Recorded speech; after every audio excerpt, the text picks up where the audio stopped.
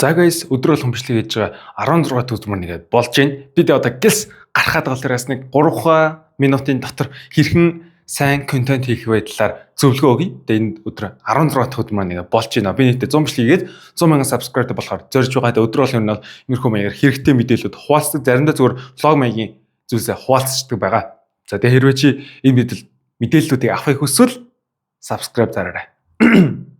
За тэгээ манай бичлэг маань ерөөсөө эдитгүй явдаг. Тэгээд бас тийм онцлогтой байгаа бол тэр жоохон алдаа гарч магадгүй. За тэгэхээр хэрвээ чи контент хийж сурахыг хүсэж биш үү? Хамгийн түрүүнд эхний алхам бол чи камераасаагаад бичээд пост хийх ёстой. Нэгдүгээр алхам шүү. Чиний хийж чадахгүй бол штэ дараагийн контентыг уусаа хийж чадахгүй. Ийм жижигхэн зүйл хийж чадахгүй. Хүмүүс яадаг гэхээр төгс зүйлийг л хүлээгээд идэг. Өө би ингэхэрээ, би тэгхэрээ, ингэхэрээ. Ийм байхгүй шүү дээ. Чи одоо хийхгүй бол хизээч хийхгүй. Энэ бол зүгээр миний амьдралын бодит туршлага. Би ингээд 1000 гаруй хүнд онлайн танхимаар сургалтууд орсон контенттэй холбоотой. Тэгэхэд тэр хүн дундаас шууд үйлдэл авсан нь амжилттай байгаа. Үйлдэл авахгүй өө би DJI ийм авахараа, би ингэхэрээ, тэгхэрээ гэсэн хүмүүс ерөөсөө үйлдэл аваагүй бол амжилт ерөөсөө үзүүлдэггүй, харин зүгээр үйл аваад амжилттай болсны дараагаар иймэрхүү DJI юм аваад илүү амжилттай болсон хүмүүс бол зөндөө байгаа. Тийм л тэр хамгийн ихний үйлдэл бол чи зүгээр ямар ч хамаагүй бичлэг хийгээд тавьж царим монтаж болон царайлаг ож болон зүгээр өөрийгөө хүлээн зөвшөөрөө зүгээр тавь. За хоёр дахь нь Instagram, Facebook, YouTube-д давхар хөгжүүлээрэй.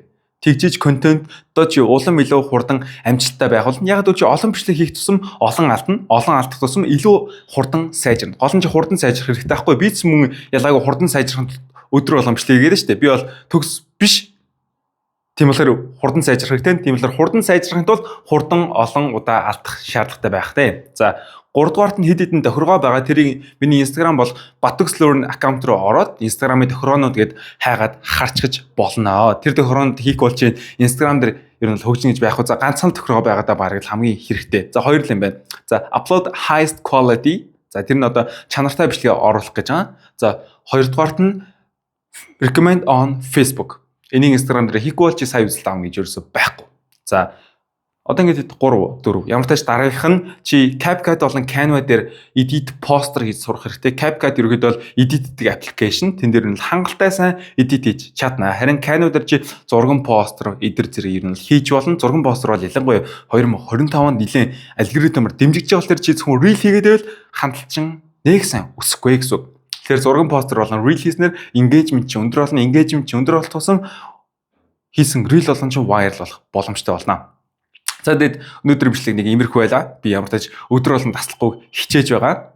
За тэгээд маргааш бичлэгээр уулзцаа. Маргааш бичлэгээр юу хэлэх юм маань бас комментоор бичээрэй за. За бай.